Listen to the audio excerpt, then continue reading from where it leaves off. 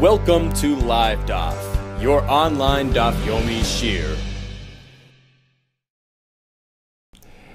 Shalom Aleichem and welcome back to today's Daf Yomi. Zevachim Lamed Gimel. We begin 2 lines off the top of the Amud, referring back to the halacha we learned yesterday. Ula tells us, Bio b'miktsas, partial entry into the Beis HaMikdash is considered like full entry. The Gemara assumed same consequences would apply to partial entry as to full. So there's the issur of kares, right? One who does that is liable to kares punishment to that extent, because bio b'miktsas, partial entry like sticking in a finger, etc., is considered entering the Beis HaMikdash. That was Ula's Chiddush. And today we have an attempt to support that halacha from a brisa. Lema, perhaps, misayele, we can support that concept with a brisa, which says, Kol ha-smichos shehayu sham. Your typical standard smicha procedure, where the owner would lean on the animal and confess, all those smicha, ceremonies that were in the Beis HaMikdash, kirei alein ani, or kirei ani alein, I would apply to them the following term, takef, immediately, l'smicha shchita. Right after smicha comes shchita, without much lapse of time in between. It was a successive, immediate system. Smicha, straight to shchita. That was typical. Chutz mizu, except for this one. Which one are we speaking about? The one that the Mitzvah would do. It was on his 8th day. He'll bring his carbon asham. He cannot yet enter the Azara proper itself. He must stand right outside at the entranceway called Sha'ar Niknar. He would wait there and watch his carbon be processed on his behalf. But until the carbon is brought, he's still a mechusar kippurim. He's lacking, full kapara. He's lacking the karbanos. He must wait outside until that happens. But he's the owner. What happens to smicha that he must perform in the animal? The answer is he has to do it outside, and then they bring the carbon back inside to where it's meant to be shecht. That takes time. That generates, an interruption, a slight gap between the smicha and the shechita. So that's one exception. In that case, you can't do takef l'smicha shechita. Chutz mizu, except for this one, sha'isa b'sha'ar niknar, which took place at the entranceway called Sha'ar Niknar, she'ein matur yachal likanas l'sham, because the matur is not able to actually enter the Azara proper, ad shemazon olav midam chatasoy midam hasham, until they process on his behalf the blood of the chatas, of the asham. Basically, he has to stand outside, do the smicha, then they bring the carbon back inside, process it, and then he's free to come in. So this supports, this is a raya to Ula's halacha, that partial entry is a problem, because otherwise, why do we have to bring the animal outside to the owner, leave the animal right inside, let the owner just stick his hands in while he does the smicha? If that's not an issue, right? If you're going to tell me a partial entry is not an issue, let him just bring his hands in and do smicha. Amar Rav Yosef, I'll tell you. Hamani Rabbi Yudahi. You're assuming that he can just stand right outside, extend his hands in, do smicha, and do the shechita right there. You can't. You need safa. The north side of the Azara is where the animal has to be. Now, Sha'ar Niknar was the entry to the Azara. So as you enter the Azara, you have the area which is called Ezras Yisrael, Ezras Kehanim, and then you have, the Mokum Drisas Yisrael, Mokum Drisas Kehanim. Then you have the Mizbeach. Then past the Mizbeach, you have the area called Bein Ulam, Mizbeach, between the Ulam, which is the anti-area, to the Hechel, to the Mizbeach. So these karbonis, like the Chatas, the Asham, must be shechted on the north. So as you enter, it's to your right, the north of the Azara. But according to this shita, which is Rabbi Yehuda, you can't shecht the carbon as you enter the Azara. Proper tzafin means the north side of the Mizbeach, which is 22 amas away from the doorway. You have a long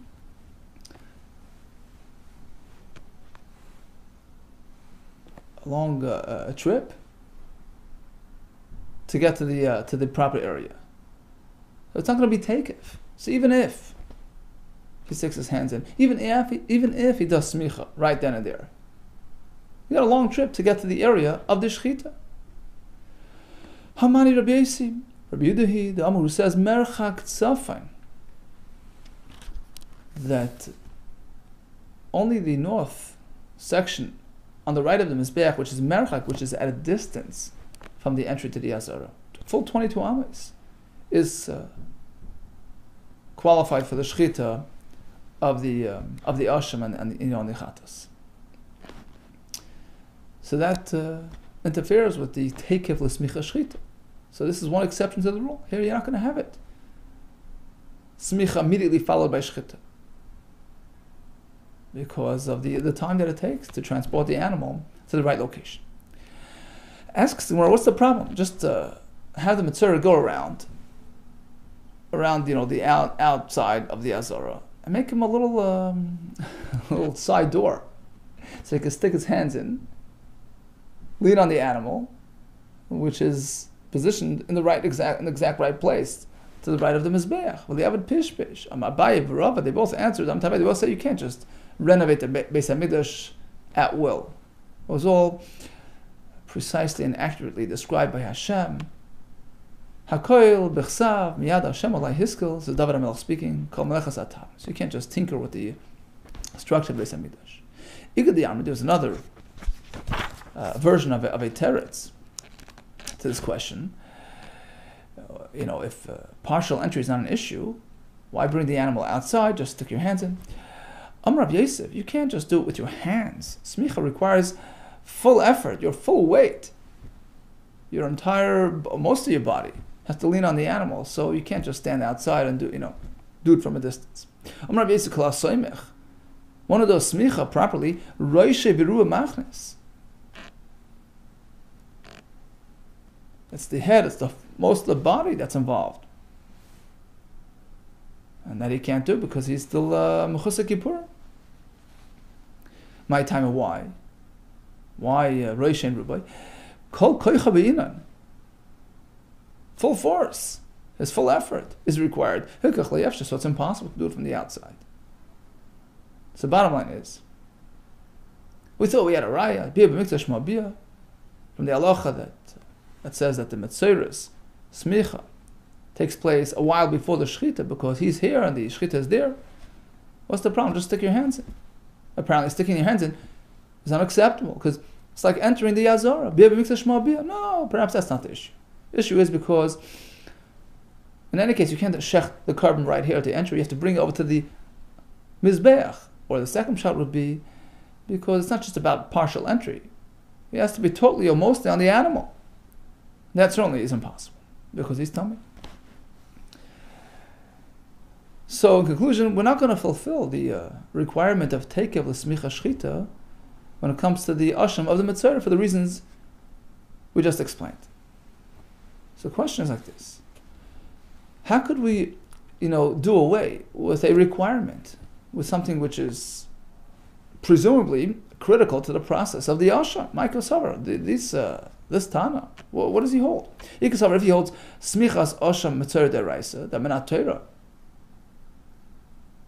Smicha is required by the asham of the mitzvah.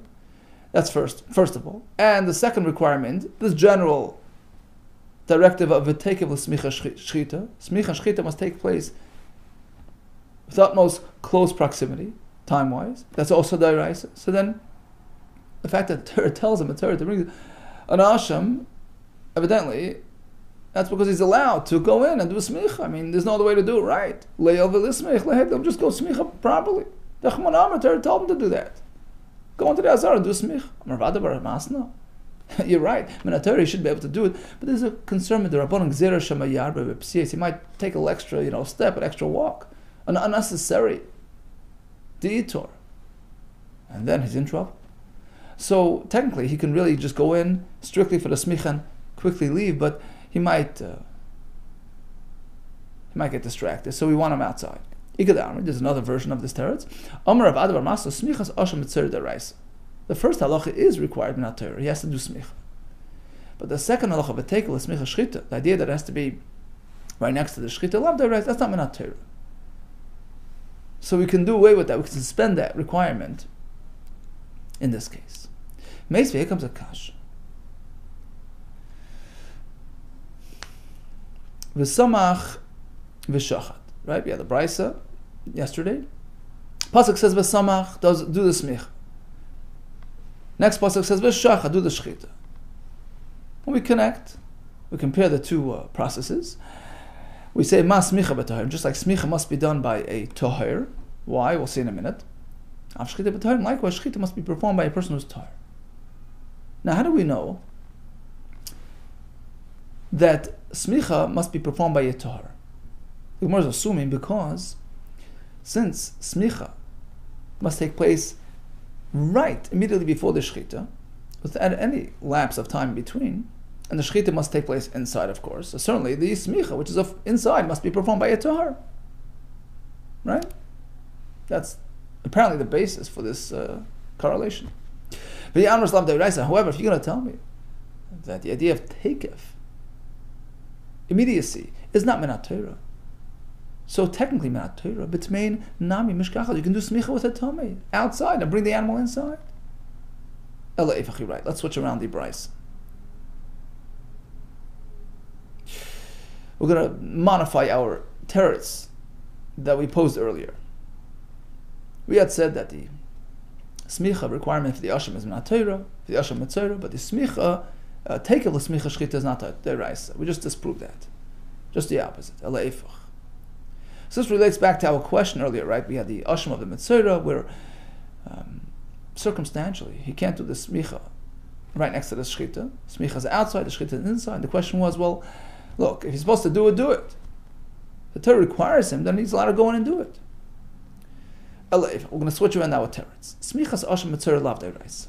Truthfully, the smicha of an asham mitzvah is not menat Torah. Rashi explains, you know why? It's not your regular asham, which is coming to be machaber, to atone. This one's just lahachsher, to enable him to finish his process of purification process. It's a totally different type of carbon. You don't need smicha menat Torah. With the Rabbanon we do it, but not menat Torah.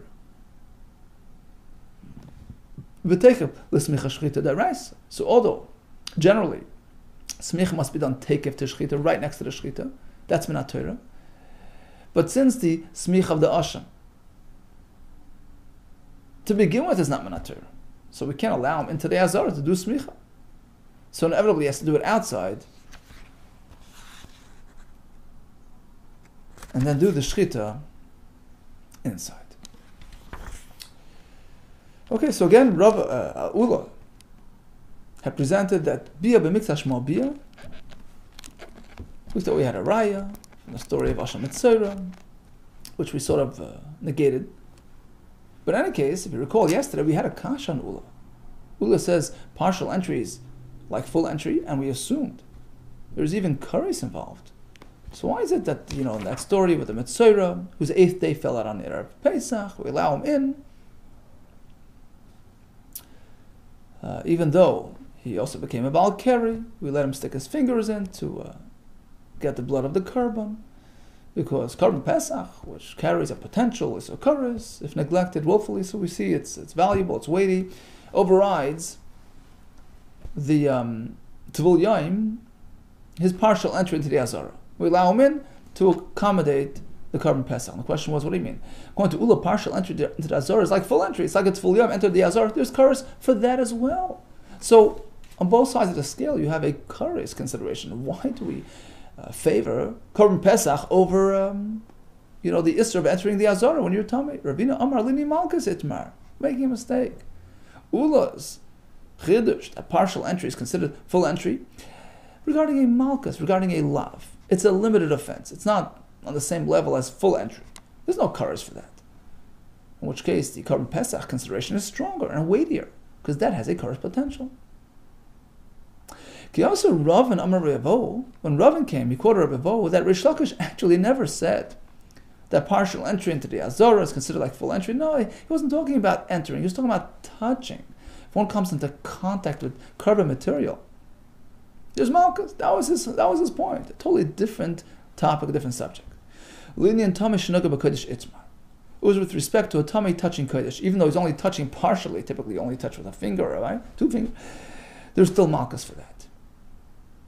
The itma, as we had learned.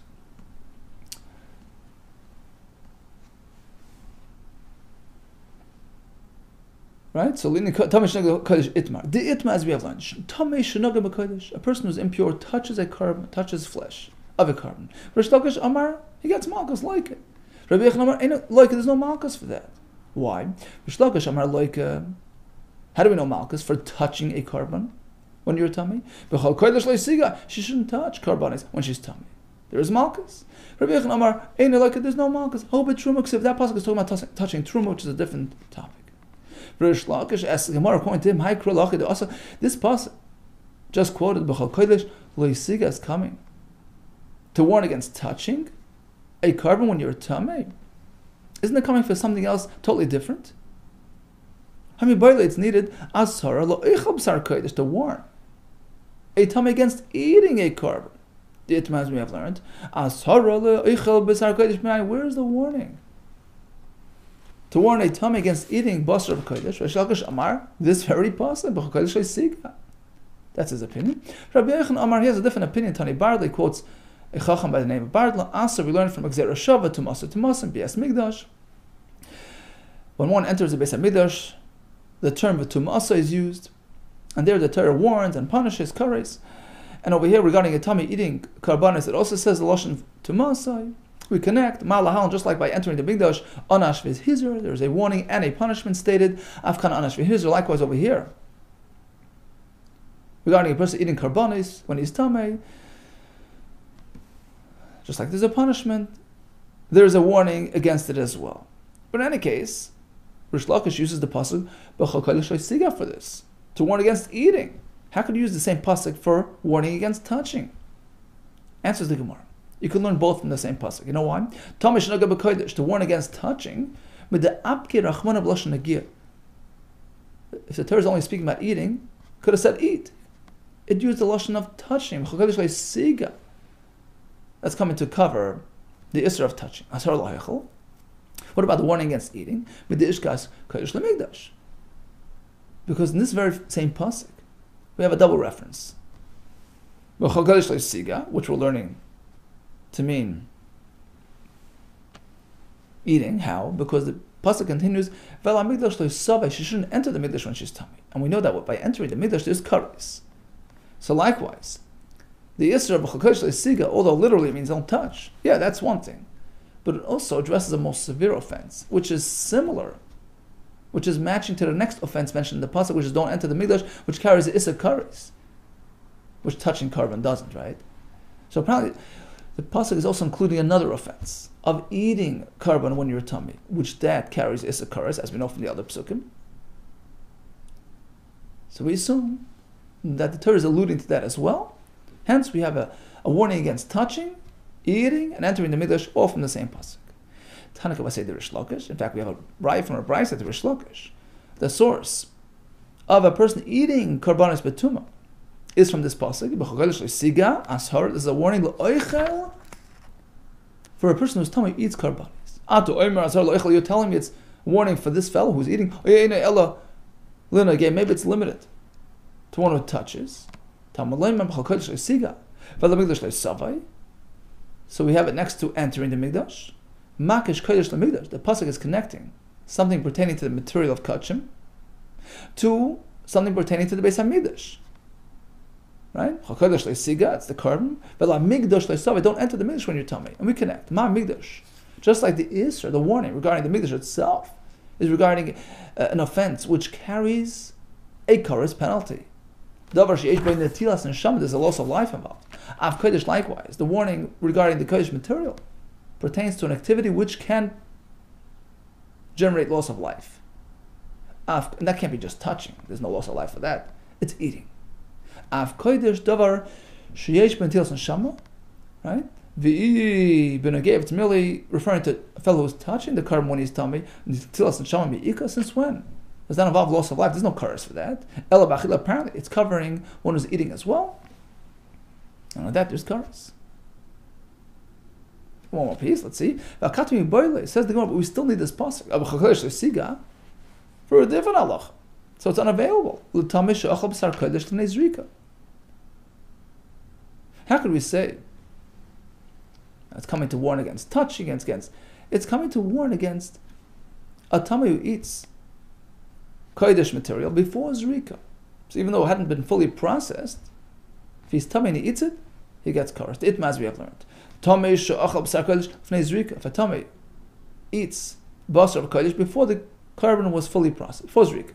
Rish Lakish Amar Leika. Rish Lakish says it's malchus. Rabbi Yochanan in it like Rabbi Yochanan says it's no malchus. What's the machlekes about? Rish Lakish Amar Leika. B'chodesh siga. Don't eat any kodesh even before zrika. Lo yishna lefnei zrika.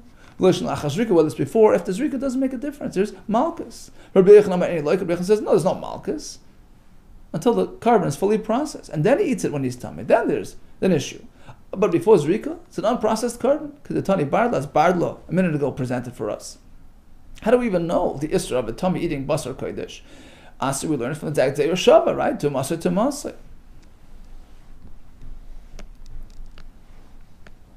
So just like entering the Mikdash carries the kares, likewise eating basar of kodesh carries kares, and that pasuk, which warns, which punishes a tamei who eats kodesh, is speaking about properly processed carbon after zrika. So it's limited to that. Who and that pasuk that punishes a tamei for eating carbon material. La'achas zrika, speaking after zrika. So Rabbi Yochanan says there's no malchus for a tamei eating basar kodesh before zrika. Okay, but in any case, the main point is that Rish Lakish seems to use this pasuk as a reference to a tamei who ate basar kodesh before zrika, which is an additional layer, another twist of the isser. What do you mean? We need it for the basic fundamental isser of don't eat any basar kodesh. How do we know to add even before zrika? Says the Gemara, the same pasuk can be teaching us all things. Imkain, because it's only coming to warn against a tamei eating after zrika. Le'makra b'kodesh. We just say big kodesh. What's the bechol? Bechol is coming to add. My bechol kodesh. Oh, shmam notarti. It's coming to add the second twist as well. Whether he eats it after zrika, before zrika, the same law would apply. Shmam notarti. Okay, so in a nutshell, we have several machlekes Rebbeinu and Rish Lakish. So Rish Lakish is basically based on this pasuk of B'chol kodesh siga, where he learns many things. A warning against the person who's tummy eating basar kodesh after zrika, before zrika as well from B'chol kodesh, and even touching basar kodesh. By the fact that the Torah chose to use lashon tiga like siga to cover even physical contact. According to Rabbi Yochanan, doesn't seem to be an isser for touching basar kodesh, only truma. And regarding the isser of eating basar kodesh, that's learned from the Gzera Shava, and we don't have malchus for a tamei eats basar kodesh before zrika. All the best to you, and Hatzlacha.